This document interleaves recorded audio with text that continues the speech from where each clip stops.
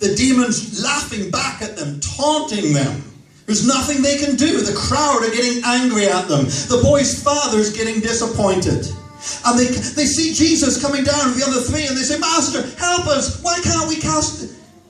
Well, Jesus would tell them later that this kind of demon could only come out by much prayer and fasting. But Jesus said to the boy's father, do you believe that I can cast the demon out of your boy? He says, Lord, I believe, but help my unbelief. In other words, I got a little bit of faith, but I'm going to put that faith in you. And it says then Jesus spoke to the boy and prayed for him. And what happened next was that the demon shook the boy more violently than he had ever been shaken before. And he fell down on the ground like he was dead. Now just imagine it. You've got this big crowd that's already pretty hostile because of the failure of the other 9 disciples to cast that demon out. And now it looks like the boy's dead. And I can just see the crowd looking at one another and saying, Jesus has killed him. Look, he's dead. And that's the moment when the demon left the boy and he got up perfectly healed and delivered. But he had to go through that darkest, worst possible experience just before the miracle arrived. Well, that's where Naaman was at. He was at this horrible, humiliating experience. And so he stripped his armor off, and deeply ashamed at being exposed for how he really looked, he went down into that water. He started dipping himself under the water because he'd been told he had to do this 7 times. He does it once. He comes up, but his skin's just the same. He goes down the 2nd time, the 3rd time, the 4th time. He looks at himself again. His skin is just the same, still leprous. A 5th time, a 6th time, and there's absolutely no difference to his appearance. 1 more time to go. And do you know what? Naaman would not be human if he wasn't thinking at that moment, maybe this is all a big setup. The Jews hate me anyway. They've been wanting to get their revenge on me for the cities that I've invaded and the people in their armies I've killed and the girls I've taken captive as slaves. And now they've set this up to make a total fool of me. And I'm going to come out of that river still with my leprosy and everybody laughing at me. And is all of Israel's going to be talking about how they made a fool of that Syrian general? And everybody back home, my career is finished. I'm over. I'm done. It was all or nothing. Can I tell you, there are times whenever we think, well, yeah, it'd be nice for God to do a miracle. Yeah, I'm not particularly bothered if he doesn't, but it'd be nice to see a miracle. And there are other times when we need a miracle from God so much that we're desperate and say, Lord, if you don't do this for me now, I'm finished. My life's over. You see, there's a time when we're so hungry for God to do something that he responds to that hunger. I remember years ago I was in a church in England. I was the assistant pastor there, and we were praying for people in the church, and people were coming forward, and there was 2 or 3 pastors in that church. We were all praying for people in the prayer line, and there was a man came forward that I knew. He suffered from heart disease. And I really felt the Lord saying that it was his time to be healed. And so I looked at him and I said, Tom, are you ready for the Lord to heal you? Because I wanted to make sure his faith was where it should be. And he looked at me, he says, well, I don't know. And I'm like, what? I said, Tom, do you really want to be healed? And he thought, he said, no. And I said, why not? He says, well, you see, because of my heart condition, the government gives me an allowance every week. He said, and not only that, they give me this car with an orange disc in it, and I can go and I can park on the double yellow lines and I don't get any parking tickets. And he said that if I got healed, I wouldn't get the check anymore, and I wouldn't get the car anymore. But will you still pray for me? I said, no. I said, I'm not going to pray for you. Go sit down.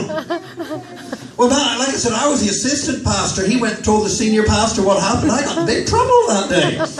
But I tell you what, there was no no point in praying for somebody that didn't even want to be healed. You see, God's not in the business of doing miracles just because somebody's looking for a show. He's not in the business of doing miracles just to prove a point to somebody. God does miracles because He's a God of compassion. Amen. And He sees the desperation of our hearts when we say, Lord, I need You, and I need You now, and I need You to touch me, and I need You to change me. And I want to tell you today, God's looking for hungry people. And if you're hungry for God to do something, He will fan the fire into flame. He will touch you where you need to be touched. He will answer that prayer. He will give you the miracle that you need. But you've got to be hungry in your hearts for it. Amen? Amen. And so Naaman, it's all or nothing now. And he puts himself under the water one more time. And this time, as he comes up dripping wet from the water, he looks at himself and he is completely healed. His flesh, it says his flesh is like a little baby boy's. Soft. You know what a baby's... And how many parents here? Okay, you've bathed babies plenty of times. You know what I'm talking about. That pure, soft, unblemished skin.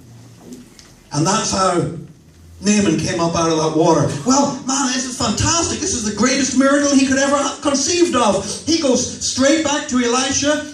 And this time Elisha doesn't send a messenger. This time Elisha comes out of the house to meet him. Because Naaman is not coming as the big shot. Naaman is now coming as somebody whose heart is full of gratitude for God. And I want to tell you, God will always go out of His way to meet with somebody whose heart is full of gratitude. And so Elisha, he comes out and meets with him. And Naaman, he's so grateful. He says, look, I've got gold, I've got silver, I've got all these suits of clothing. Let me give you them. Elisha says, no, I don't need any of that stuff. I've done what the Lord told me to do. You go your way. And then Naaman made a really strange request. He says this, well, let me get some soil from the earth here in Israel. I mean, this is a really weird thing. I don't know if you ever read this before and wondered what this is all about. But this is what he says. He says, verse 17, please let me, your servant, be given as much earth as a pair of mules can carry. For your servant will never again make burnt offerings and sacrifices to any other god but the Lord. I'll tell you what that's all about. Back in those days, people had very limited ideas of who God is. They thought there was a different God for each country. And that God had power in that country, but His power stopped once you crossed the border. You understand what I'm saying? So it'd be like imagining that you had a God that was powerful over Dublin. But as soon as you crossed into, I don't know, County Meath, the power of the God stopped working. Now they didn't understand that our God is the Lord of heaven and earth. In fact, the earth is His throne, or the heavens are His throne, and the earth is His footstool.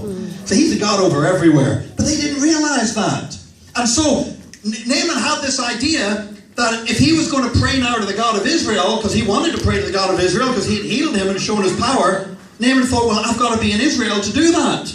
But my job is back in Syria. So what he did was, he loaded up 2 mules with as much Israelite soil as he could carry. And the idea was, when he got back to Damascus, he poured that in his living room floor, a big pile of Israelite soil, and he would stand on that soil every day and say, now I'm in Israel.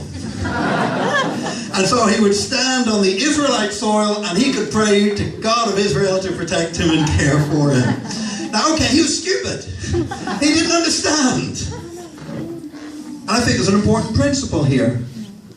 Because you see, sometimes we say, well, yeah, you're talking about miracles, you're talking about God using you, you're talking about fanning the fire into flame and being a person that God can use, but I don't know enough.